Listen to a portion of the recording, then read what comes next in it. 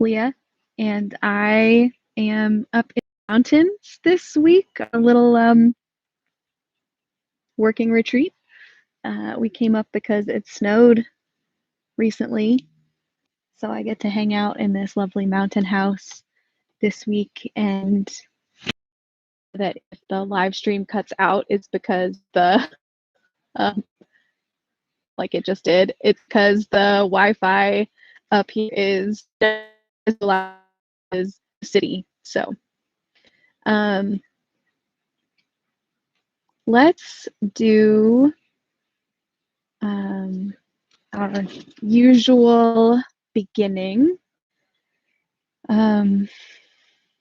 You can, I don't have a candle here, but you can light a candle if you choose. And let's get into a comfortable position and center ourselves in our bodies, become aware of the places that your body connects with whatever you're sitting on or wherever you're standing, whatever's supporting your body at this moment. And we will see if we can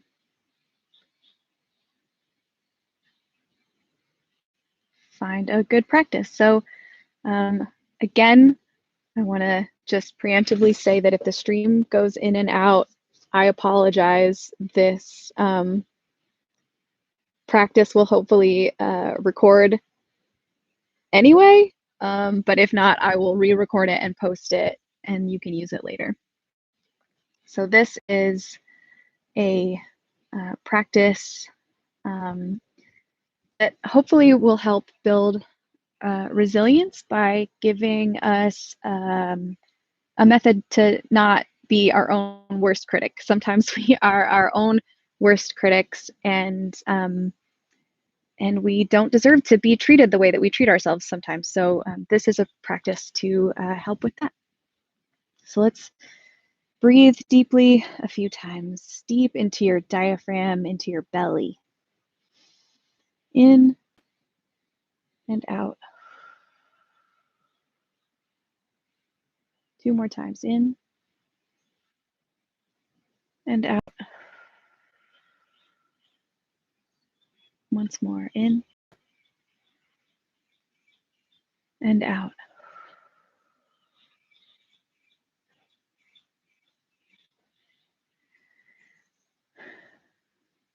Become aware of your breath as it enters your body. Breathe through your nose or your mouth, whatever is most comfortable and natural. And just become aware of your breath in your body. And now let's walk through this exercise of how you would treat a friend. This is a good one to use whenever you're struggling with a decision or when you're being critical of yourself. So first, try to call to mind a time or times, or imagine a time or times when a close friend feels really bad about themselves or is struggling in some way.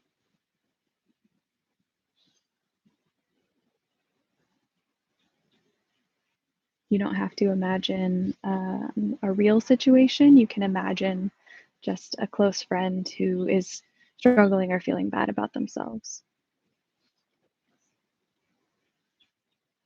When you're at your best, your most kind and compassionate, when you're loving your friend, how do you respond to your friend's struggle in these situations? What kinds of things do you say? What kinds of affirmations do you offer? Do you sit with them in solidarity? Do you offer physical comfort? Do you send them thoughtful texts? Do you send them funny gifts? If you like, you can jot these responses down. What you might say, what message you might send, even the tone of your voice and your body language as you respond. Just kind of imagine yourself responding.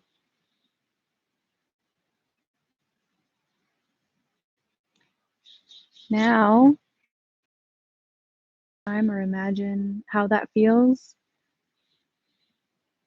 How do you typically respond to yourself in these situations? What do you think? What do you say? How do you react? What is the posture of your body when you are feeling bad about yourself? And what is the posture of your body as you respond to yourself? If you like, you can jot these reactions and responses down.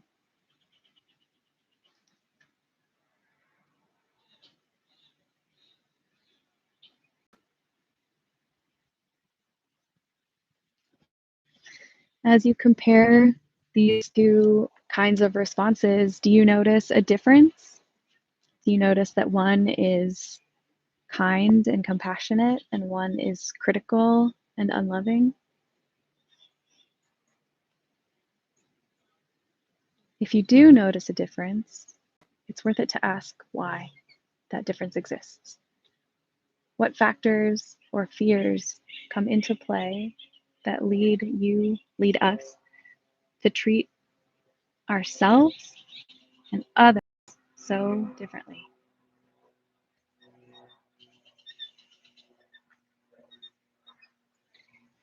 Are there scripts that play in your head from childhood or past relationships? Things that you unconsciously or consciously reinforce, that stories that were told to you or stories that you told yourself about yourself? Take a moment to think of how things might change if we responded to ourselves when we're suffering in the same way that we respond typically and at our best to close friends.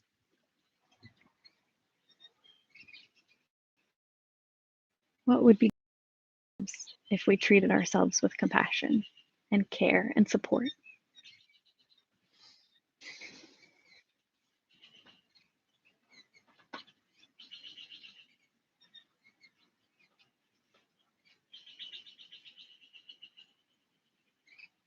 What might be different?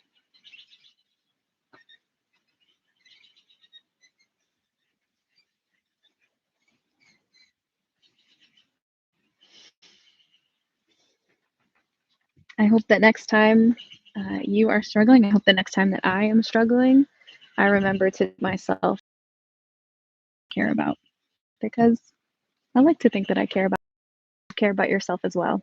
And you know what? Even if you struggle with this kind of thing, um, going through these motions is still a really good practice. I, the phrase "faking it till you make it" is going out of fashion and is a little problematic, but because we want to be authentic. But having this strategy, even if you're not feeling it in the moment, practice.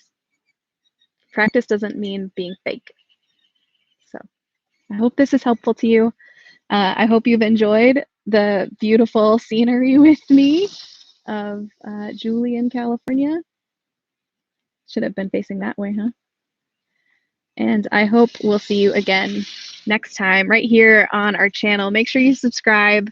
Make sure you share with your friends. We'd love to have more folks engaged in our Mindful Tuesdays and in our Thursday sing-alongs. So I'll see you on Thursday. If you ever need anything, you know where to find me. Take care.